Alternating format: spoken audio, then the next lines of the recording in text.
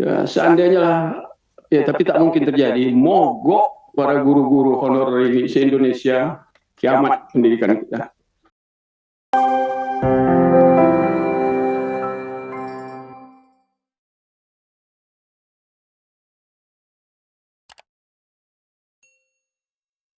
Memang lagi hangat ya di tempat saya di Langkat tuh heboh. Tadi sudah disampaikan dalam laporan. Cuma 18 yang lulus dari 1.700. Ya sudah jadi heboh sampai sekarang saya terus dipertanyakan. Nah, kita ingin mengajak kita kembali ke Undang-Undang Dasar 45 bahwa pendidikan itu adalah kewajiban negara. Jadi negara ini yang mengurus pendidikan. Tapi karena negara belum mampu, maka diminta masyarakat untuk membantu. Maka berdirilah yayasan pendidikan swasta dan juga guru-guru swasta. Nah, ini hendaknya kita menempatkan kita di mana. Nah, menyediakan guru juga tanggung jawab daripada negara. Negara belum mampu, maka serahkan pada swasta. Maka terjadilah honorer-honorer di mana-mana. Dan ini luar biasa pengabdian mereka. Nah, sebisanya kita berpihak kepada mereka, kita berdiri di belakang mereka, mengabdi dengan segala pengorbanan. Ya, honor 300.000, 500.000 itulah mereka hadapi bertahun-tahun. Dan mereka tetap bekerja, membantu pendidikan kita ini, negara dibantu, masyarakat dibantu, dan mereka memang diridai Allah. Dengan 500.000 bisa makan. Ya, jadi keadaan yang sangat apa adanya. Nah, mereka bertanggung jawab terhadap tugasnya.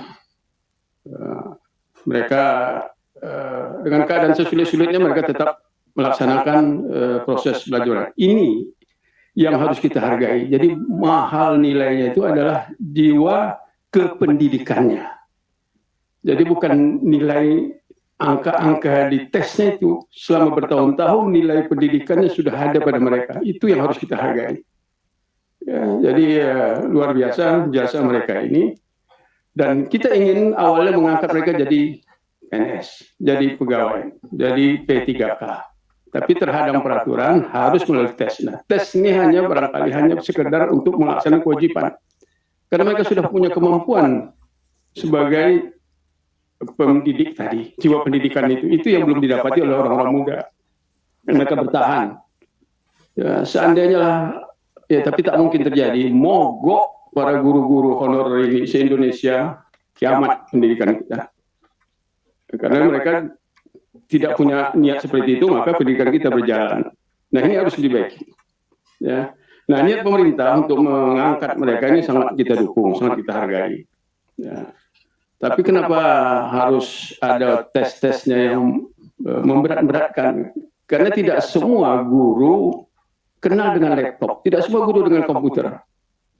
Itu dihadapkan dengan ujian, mereka tidak mengerti operasional, maka nilainya banyak yang tidak diharapkan. Ya, banyak yang belum ngerti. Nah, saya mendapatkan di dapil saya di pelosok, sekolah negeri SD tidak punya satu pun guru PNS, semuanya guru honorer. Nah, mereka lah bertarung siapkan pendidikan untuk anak bangsa, tapi mereka juga harus menghadapi tes yang begitu-begitu, dan mereka barangkali tidak pernah ada sekolahnya itu komputer dan laptop. Ya, suasananya harusnya. Pada kita sepakat seperti awal semua, kita loloskan mereka ikut tes. Ya, tapi tesnya hanya sekedar mengikuti peraturan undang-undang, bukan untuk memilah-milah. Nanti sudah mereka jadi masuk, baru kita tingkatkan kualitas mereka. Ya, jadi utamakanlah ya guru-guru yang umur 35 tahun, apalagi yang 50 tahun. Nah, info kita dapatkan dari mereka, soalnya banyak dan waktunya sempit. Salah satu soal yang dikatakan kepada saya, bagaimana cara membuat sate.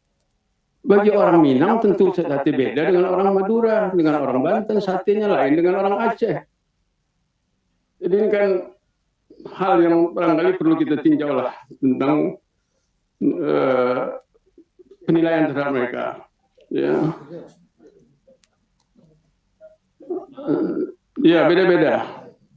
Nah, apalagi kita sudah 12 tahun tidak menerima PNS guru. 12 tahun tidak pernah menerima PNS guru. Jadi kebijakan lah ya, menteri bisa bicara dengan menteri yang lain, kita tetap ada tes karena undang-undang, tapi adalah ya, formasi apa untuk secara melaksanakan undang-undang, bukan untuk memilah-milah mereka, untuk penghargaan. Sekali lagi saya harapkan kita hargailah mereka karena mereka luar biasa dahsyatnya jasanya. Dahsyat sekali jasa mereka bertahun-tahun dengan hidup apa adanya, tapi tetap berada di dalam kelas. Walaupun suasananya tidak memungkinkan kehidupan mereka ke masa depannya, tapi mereka tetap bertahan. Tidak akan meninggalkan karena ada jiwa kependidikannya. Ini saja dari saya. Terima kasih. Mohon maaf. Assalamualaikum warahmatullahi wabarakatuh. Mas Elino. Ya. Baik, terima kasih pimpinan. Assalamualaikum warahmatullahi wabarakatuh. Pimpinan, yang kami hormati para anggota dan juga Pak Menteri dan jajarannya. Saya kasih background sedikit Pak sebelum saya ke intinya. Dari tahun 2008 itu di tempat saya di Gorontalo, kami memberikan penghargaan kepada apa yang kami sebut sebagai guru pejuang. Itu kita pakai yayasan itu adalah milik dari Pak Suharto Mono Arfa yang sekarang adalah Menteri Bappenas. Ini dari tahun 2008, setiap tahun genap kami memberikan penghargaan kepada yang kami sebut guru pejuang. Banyak dari guru pejuang yang ada di Gorontalo itu yang menurut saya ini tidak terakomodir oleh sistem yang sedang dibangun oleh Kemendikbudristek sekarang. Contoh, ada guru-guru honorer yang pensiun sebagai guru honorer. Enggak, ada pensiunnya pasti. Ada juga guru yang 17 tahun mengabdi dengan honor 20.000 per hari.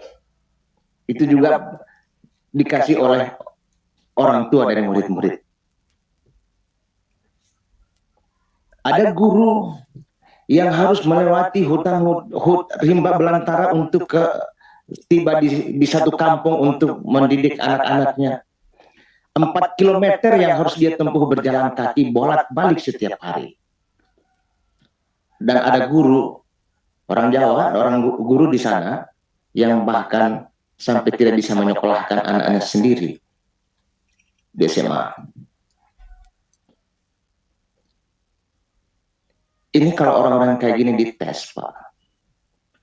Seperti sarjana-sarjana baru yang baru lulus, 1 tahun, 2 tahun, baru 3 tahun mengajar.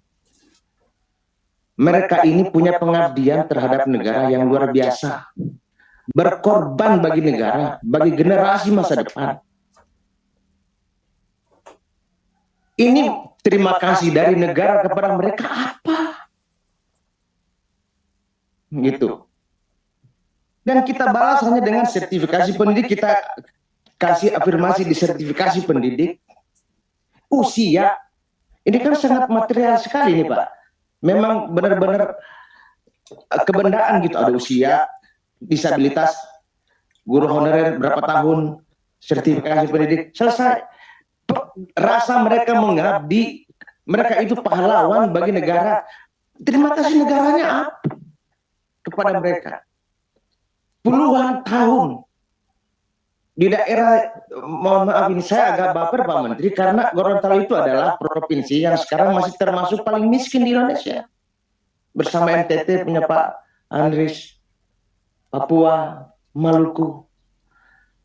Mereka inilah yang menjaga di sana, Pak. Kami kalau reses itu datang ke ujung-ujung sekolah itu, ke ujung-ujung hutan, di mana sekolah-sekolah darurat berdiri. Mereka mengajar di sana. Gitu. Ya. Kami senang Pak Menteri, ada ratusan ribu, 500 ribu lebih yang akan di P3-kan Pak. Itu luar biasa Pak. Kami harus akui itu luar biasa. Tapi afirmasi untuk orang-orang ini perlu kita tambah Pak. Apakah orang yang ada di tempat-tempat terpencil itu ditambahkan dalam afirmasi? Apakah orang yang mengabdi sudah lama dan juga mengorbankan dirinya sendiri itu kita tambahkan dalam afirmasi? Hal-hal yang kualitatif, hal-hal yang tidak bisa dihitung hanya dengan sekedar angka-angka. Taruhlah di afirmasi ini. Dan afirmasinya jangan 15%, usia 15%, disabilitas 10%, guru honorer cuma 10%, tambahlah Pak. Masa 10% sih? Itu sama aja dengan kagak ngaruh kalau waktu kita sekolah di SMA. Dapat nilai 10, dapat nilai 9, dapat nilai 7, bagi kita sama aja. Yang penting lulus. Gitu. Tapi kalau cuma 10% Pak, ini nggak ngaruh Pak. Nggak lulus Pak. Ya dibikin 60-70% lah daripada ini semua penilaian ini. Dan kalau perlu seperti Pak Profesor bilang, nggak perlu dites orang-orang seperti itu. Terima kasih pimpinan.